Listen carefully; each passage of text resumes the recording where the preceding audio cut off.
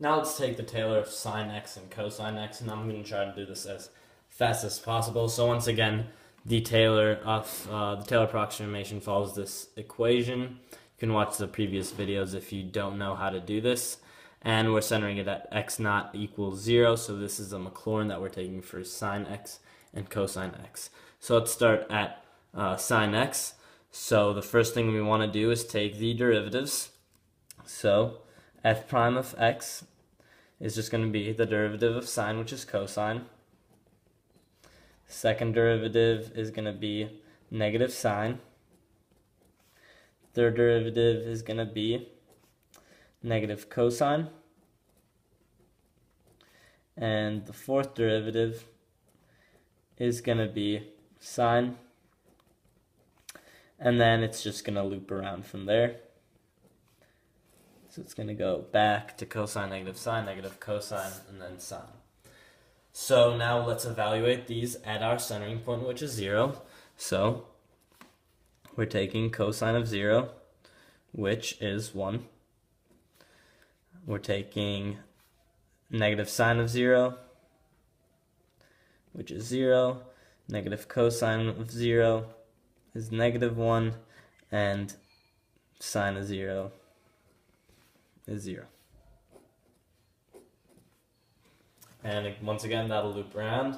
And let's also go ahead and do f of 0 so that we can find our first term. So sine of 0 is equal to 0. So now let's go ahead and plug this into the equation. And we get that the Taylor is equal to the first value, which is 0, plus the derivative of the first term over 1 factorial times x minus x naught, I'm going to leave that out, plus derivative of the second term, which is 0, over 2 factorial times x squared, plus the third term, the third derivative, sorry. And I'm just going to write, yeah, we can finish there. So that'll keep on going on. And if we simplify this, make it look nicer, every other term is going to cancel out. This next term would also be, would go back to the derivative of sine of 0, which would be 0. So what we're left with is 1 over 1 factorial, that's 1. 1 times x, so I'm going to go ahead and write that as x plus, or actually minus now, 1 over 3 factorial times x cubed. And if we kept on doing this, we would see that it alternates. And you guys should practice doing this. Try to go up till 7 derivatives. And remember, the derivatives just loop around, so it shouldn't be that difficult. But you should get the following pattern.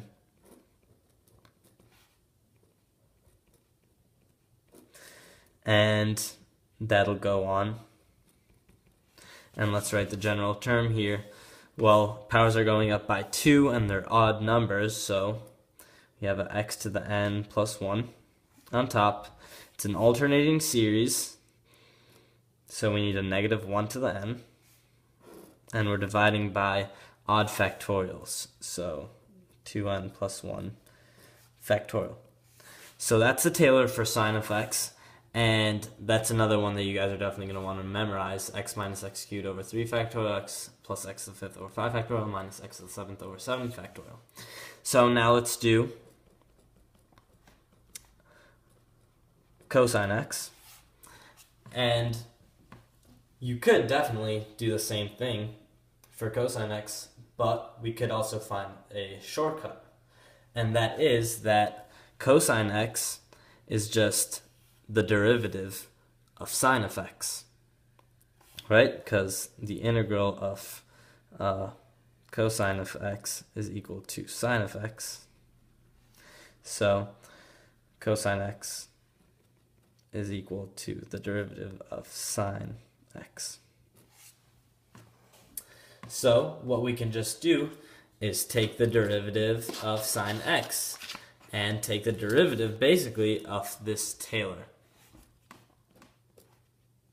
And you're going to be doing that a lot, especially in your next chapter, taking the derivatives of Taylors and stuff like that. And this is a useful trick that you to create a Taylor polynomial if you know one that exists, and you can take the derivative of that function to get the second function. You could take the derivative of the Taylor to get the second Taylor.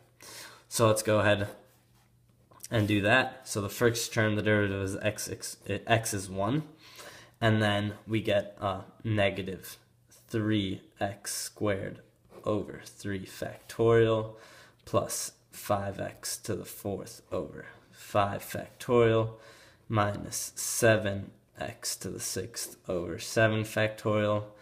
And that will go on. And notice that 3 factorial is just 1 times 2 times 3. So that last 3 cancels out with this 3. So what we're left with is this 1 minus. So the 3 cancels out with the 3 on bottom, and we're left with 2 factorial on the bottom. The same thing happens with a 5. 1 times 2 times 3 times 4 times 5. Well, that last 5 cancels out. We're left with x times 1 over x to the 4th over 1 times 2 times 3 times 4, which is 4 factorial. And that pattern goes on. So